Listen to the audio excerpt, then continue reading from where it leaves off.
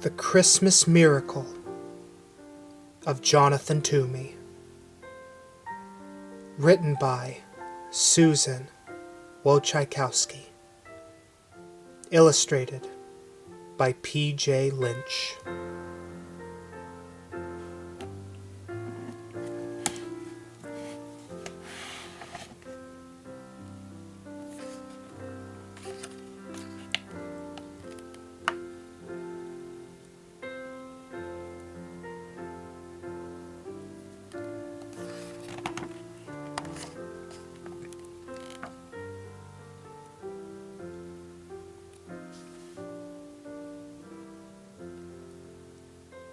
The village children called him Mr. Gloomy, but in fact, his name was Toomey, Mr. Jonathan Toomey. And though it's not kind to call people names, this one fit quite well. For Jonathan Toomey seldom smiled and never laughed. He went about mumbling and grumbling, muttering and sputtering, grumping and griping. He complained that the church bells rang too often, that the birds sang too shrilly, that the children played too loudly.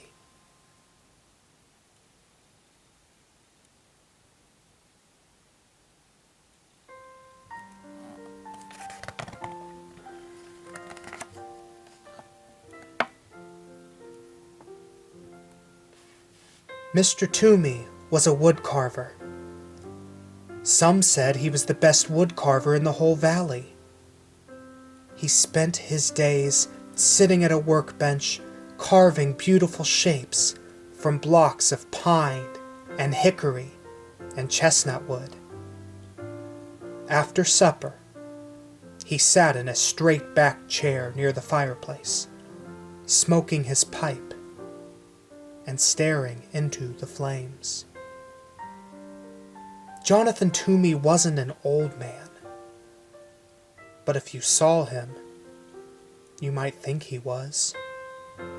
The way he walked bent forward, with his head down, you wouldn't notice his eyes, the clear blue of an August sky, and you wouldn't see the dimple on his chin, since his face was mostly hidden under a shaggy, untrimmed beard, specked with sawdust and wood shavings. And depending what he ate that day, with crumbs of bread, or a bit of potato, or dried gravy.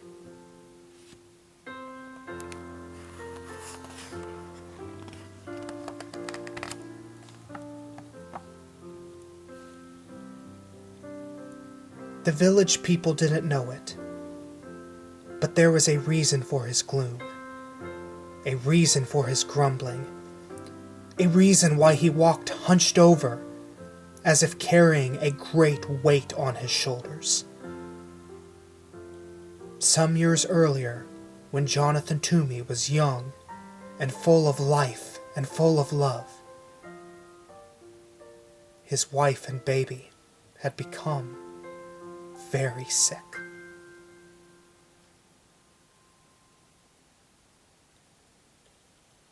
And because those were the days before hospitals and medicines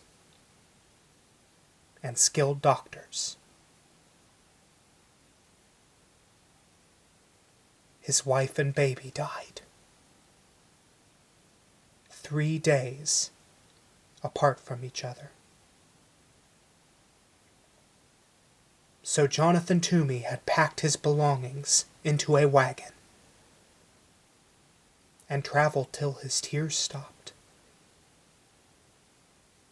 He settled into a tiny house at the edge of a village to do his wood carving.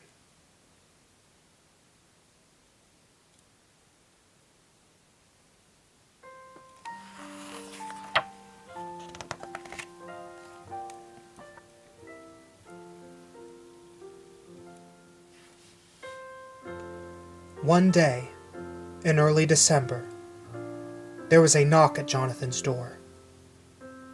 Mumbling and grumbling, he went to answer it.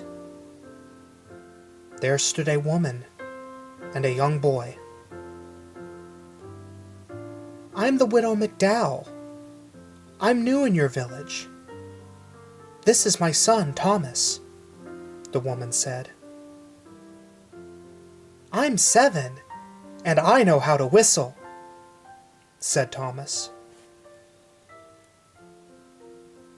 "Whistling is pish-posh," said the woodcarver gruffly. "I need something carved," said the woman. And she told Jonathan about a very special set of Christmas figures her grandfather had carved for her when she was a girl. "After I moved here, I discovered that they were lost," she explained. "I had hoped that by some miracle I would find them again, but it hasn't happened."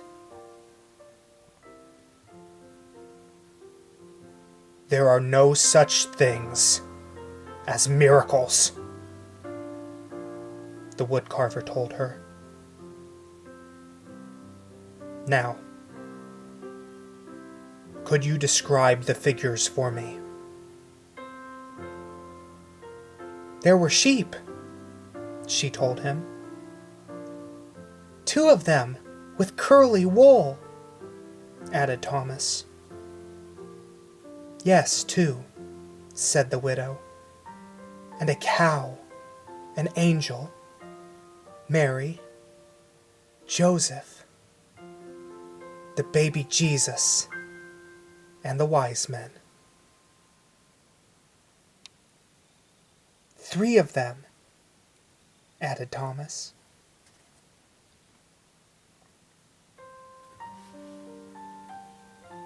"Will you take the job?" asked the widow McDowell. "I will." "I'm grateful. How soon can you have them ready?" "They will be ready when they are ready," he said. "But I must have them by Christmas. They mean very much to me. I can't remember a Christmas without them."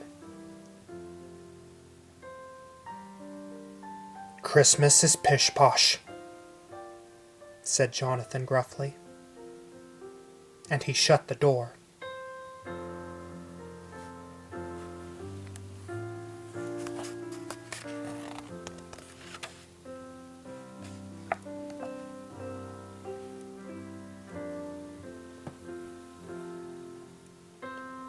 The following week, there was a knock at the woodcarver's door.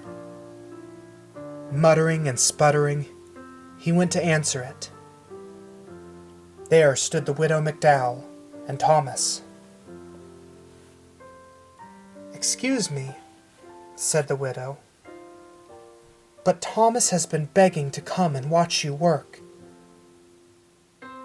He says he wants to be a woodcarver when he grows up, and would like to watch you, since you are the best in the valley."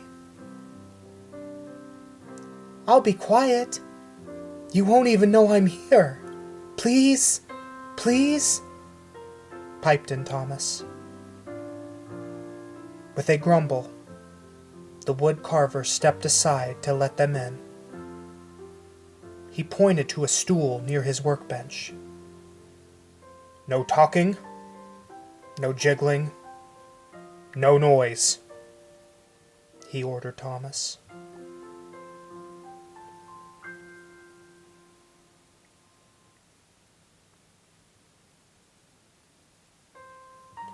The widow McDowell handed Mr. Toomey a warm loaf of cornbread as a token of thanks. Then she took out her knitting and sat down in a rocking chair in the far corner of the cottage. "Not there!" bellowed the woodcarver. No one sits in that chair. So she moved to the straight-back chair by the fire.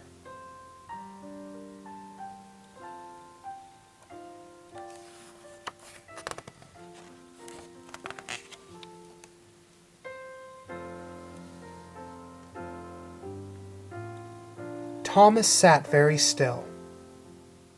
Once, when he needed to sneeze, he pressed a finger under his nose to hold it back. Once, when he wanted desperately to scratch his leg, he counted to 20 to keep his mind off the itch. After a very long time, Thomas cleared his throat and whispered, "Mr. Toomey, may I ask a question?" The woodcarver glared at Thomas, then shrugged his shoulders and grunted. Thomas decided it meant yes, so he went on. "Is that my sheep you're carving?" The woodcarver nodded and grunted again. After another very long time, Thomas whispered, "Mr. Toomey, excuse me, but you're carving my sheep wrong." The widow McDowell's knitting needles stopped clicking. Jonathan Toomey's knife stopped carving. Thomas went on, "It's a beautiful sheep, nice and curly, but my sheep looked happy." "That's pish-posh," said Mr. Toomey. "Sheep are sheep. They cannot look happy." "Mine did," answered Thomas. "They knew that they were with the baby Jesus, so they were happy." After that, Thomas was quiet for the rest of the afternoon. When the church bells chimed 6 o'clock, Mr. Toomey grumbled under his breath about the awful noise. The widow McDowell said it was time to leave. Thomas sneezed 3 times, then thanked the woodcarver for allowing him to watch. That evening, after a supper of cornbread and boiled potatoes, the woodcarver sat down at his bench. He picked up his knife. He picked up the sheep. He worked until his eyelids drooped shut.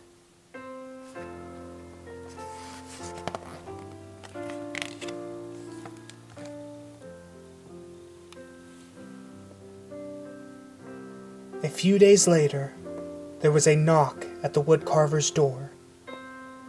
Griping and grumbling, he went to answer it. There stood the widow and her son. "May I watch again? I will be quiet," said Thomas. He settled himself on the stool very quietly, while his mother laid a basket of sweet-smelling raisin buns on the table.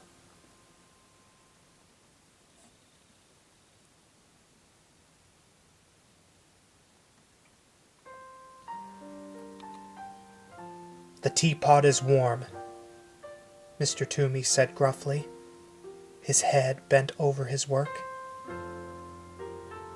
While Mr. Toomey carved, the widow McDowell poured tea. She touched the woodcarver gently on the shoulder and placed a cup of tea and a bun next to him. He pretended not to notice, but soon both the plate and the cup were empty. Thomas tried to eat the bun his mother had given him as quietly as he could. But it is almost impossible to be 7 and eat a warm, sticky raisin bun without making various smacking, licking, satisfied noises. When Thomas had finished, he tried to sit quietly. Once he almost hiccuped, but he took a deep breath and held it till his face turned red. And once, without thinking, he began to swing his legs, but a glare from the woodcarver stopped him, and he kept them so still they fell asleep.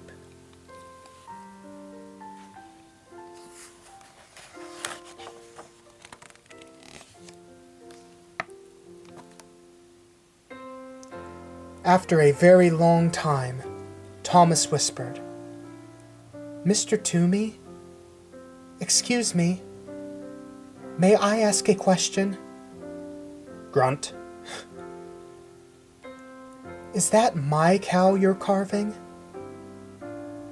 Nod and grunt. Another very long time went by. Then Thomas cleared his throat and said, "Mr. Toomey, excuse me, but I must tell you something."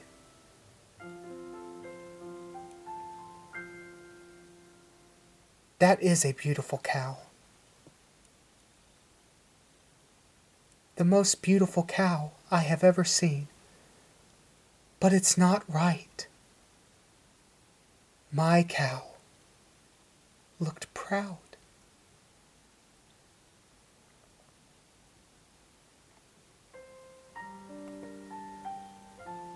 "That's pish-posh," growled the woodcarver.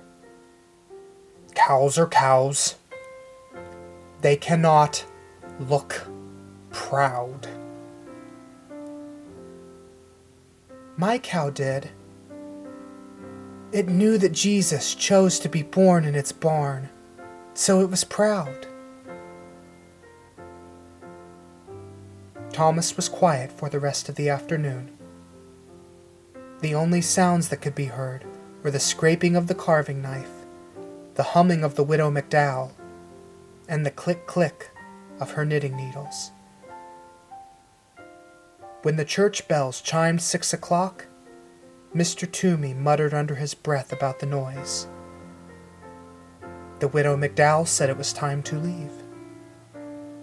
Thomas shook first one leg, then the other. He thanked the woodcarver for allowing him to watch. That evening, after a supper of boiled potatoes and raisin buns, the woodcarver sat down at his bench. He picked up his carving knife. He picked up the cow. He worked until his eyelids drooped shut.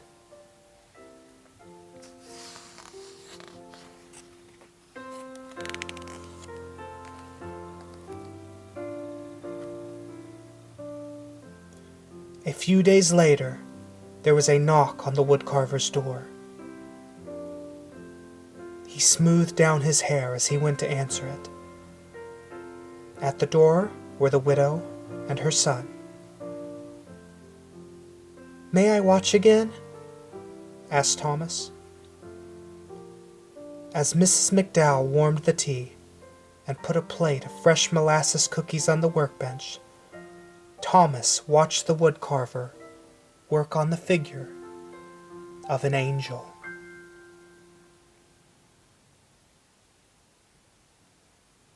After a very long time, Thomas spoke. "Mr. Toomey, excuse me, is that my angel you're carving?" "Yes. And would you do me the favor of telling me exactly what I'm doing wrong?" "Well, my angel looked like one of God's most important angels because it was sent to baby Jesus." "And just how does one make an angel look important?" asked the woodcarver. "You'll be able to do it," said Thomas. "You are the best woodcarver in the valley." After another very long time, Thomas spoke. "Mr. Toomey, excuse me, may I ask a question?" "Do you ever stop talking?" asked the woodcarver. "My mother says I don't.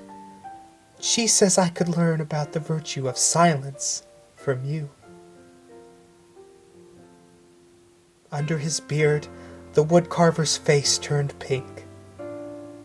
The widow McDowell's face turned as red as the scarf she was knitting. "Well, speak up. What is your question?"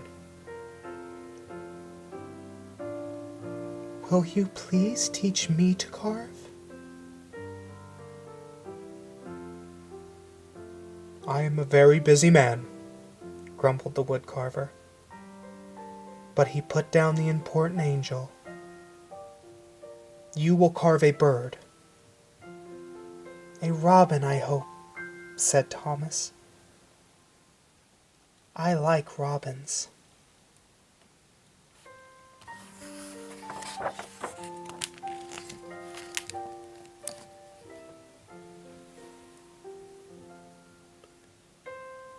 With a piece of charcoal, the woodcarver sketched a robin on a piece of brown paper. He handed Thomas a small block of pine and a knife. He showed him how to lop the corners from the block and slowly smooth the edges of the wood into curves. Thomas copied the woodcarver's strokes, head bent, tongue working from side to side of his lower lip as he concentrated. When the church bells chimed 6 o'clock, Jonathan Toomey was holding Thomas's hand in his, guiding the knife along the edge of a wing. He didn't hear them ringing. The widow McDowell said it was time to leave. Thomas brushed wood shavings from his shirt. Then he reached out and brushed 2 especially large pieces of wood shaving from Jonathan Toomey's beard. He thanked the woodcarver for teaching him how to carve. Later, after a supper of boiled potatoes and molasses cookies, Jonathan Toomey went to his workbench. He thought for a long time. He sketched drawing after drawing. Finally, he picked up his carving knife. He picked up the angel. He carved until his eyelids drooped shut.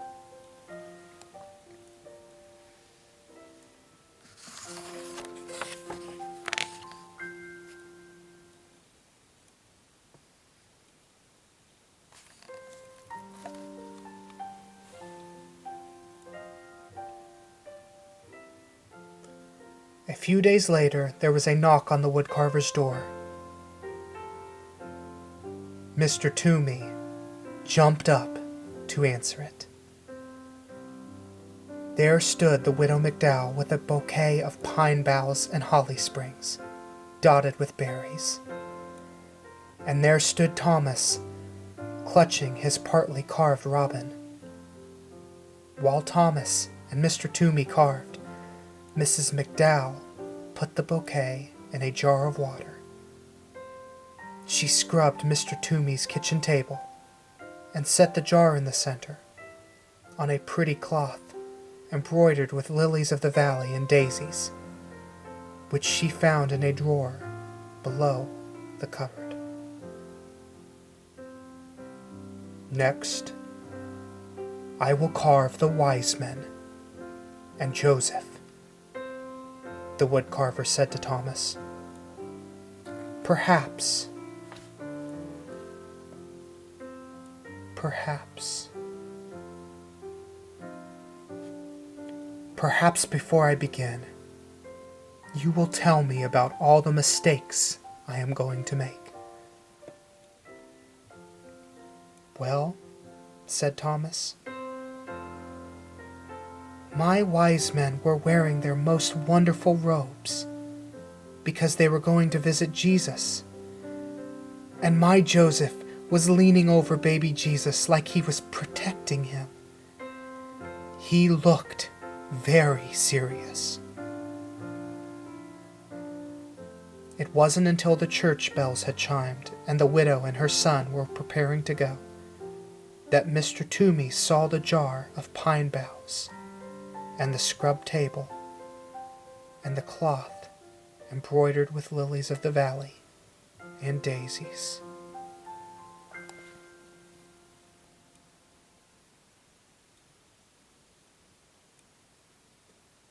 I found the cloth in a drawer.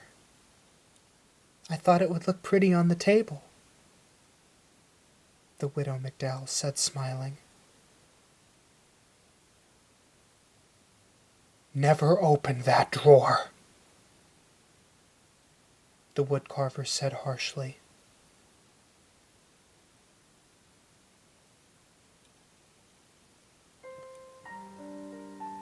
When the two had left, Jonathan put the cloth away. That evening, after a supper of boiled potatoes, the woodcarver worked on Joseph and the wise men until his eyelids drooped shut.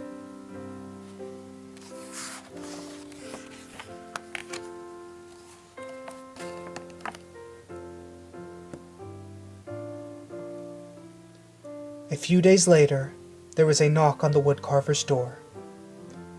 He dusted the crumbs from his beard and brushed the sawdust from his shirt.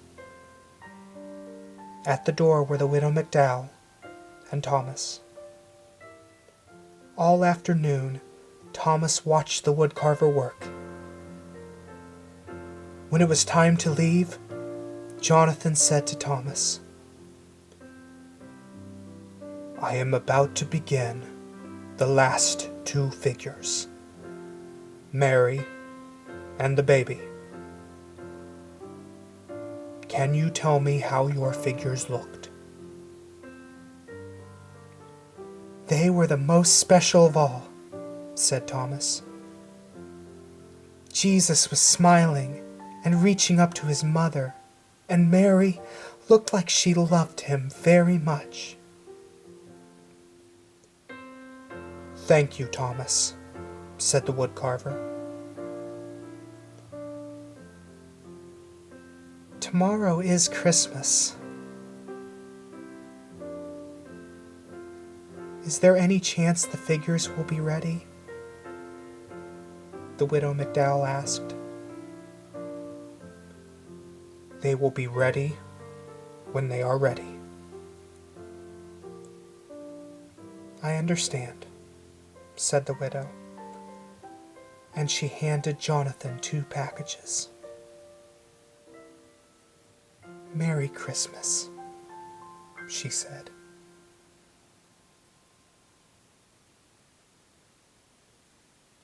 Jonathan folded his arms across his chest. I want no presents, he said harshly. That is exactly why we are giving them, answered the widow. She put them down on the table and left. Jonathan sat down at the table. Slowly, he opened the first package. Inside was a red scarf, hand-knit, warm and bright. He tied the scarf around his neck. The other package held a robin, crudely carved of pine. A smile twitched at the corners of Jonathan's mouth as he ran his fingers over the lopsided wings. He dusted the fireplace mantel with his sleeve and placed the robin exactly in the center so he could look at it from his chair.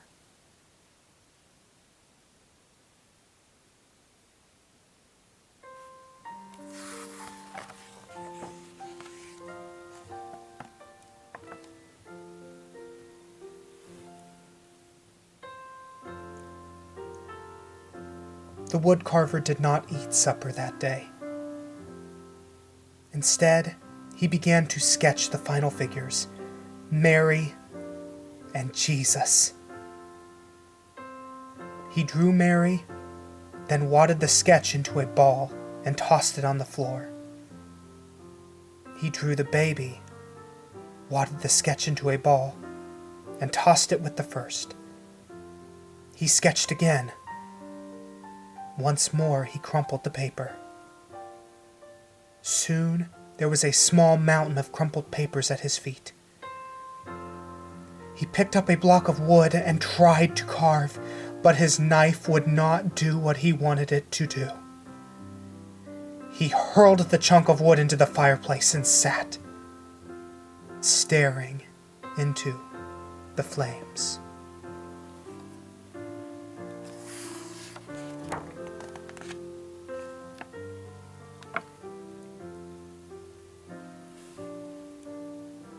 When he heard the church bells announcing the midnight Christmas service, he got up. Slowly he opened the drawer beneath the cupboard, the drawer he had told the widow never to open.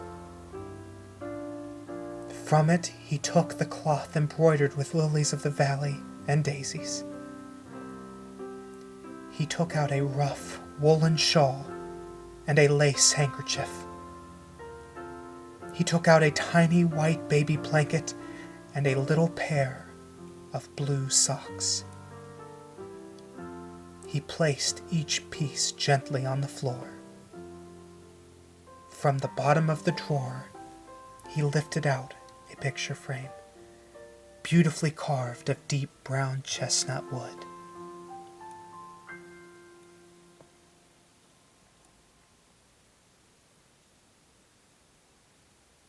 In the frame was a charcoal sketch of a woman sitting in a rocking chair, holding a baby. The baby's arms were reaching up, touching the woman's face. The woman was looking down at the baby, smiling. Jonathan sat down in his rocking chair and held the picture against his chest. He rocked slowly, his eyes closed. 2 tears trailed into his beard.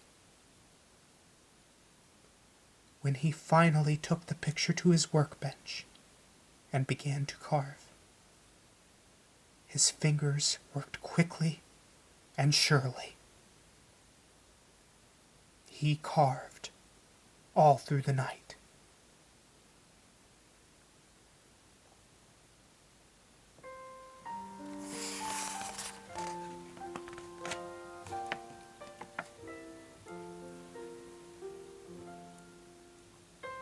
The next day, there was a knock on the widow McDowell's door. When she opened it, there stood the woodcarver, his neck wrapped in a red scarf, holding a wooden box stuffed with straw. "Mr. Toomey," said the widow. "What a surprise! Merry Christmas!" "The figures are ready," he said as he stepped inside. From the box, Jonathan unpacked 2 curly sheep. Happy sheep, because they were with Jesus. He unpacked a proud cow and an angel, a very important angel, with mighty wings stretching from its shoulders right down to the hem of its gown. He unpacked 3 wise men, wearing their most wonderful robes, edged with fur and falling in rich folds. He unpacked a serious and caring Joseph. He unpacked Mary, wearing a rough woolen shawl, looking down, loving her precious baby son. Jesus was smiling and reaching up to touch his mother's face.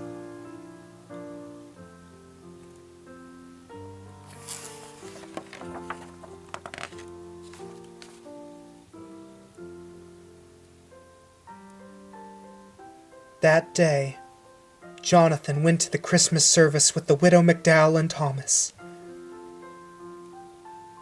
And that day in the churchyard,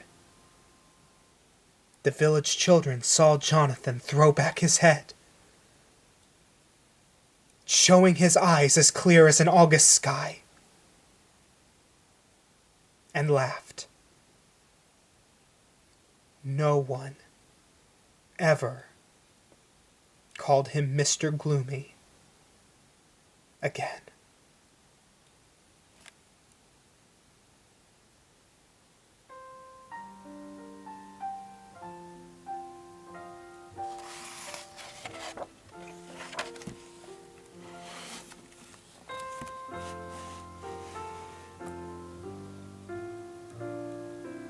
The Christmas Miracle of Jonathan Toomey. Written by Susan Wojciechowski. Illustrated by P.J. Lynch.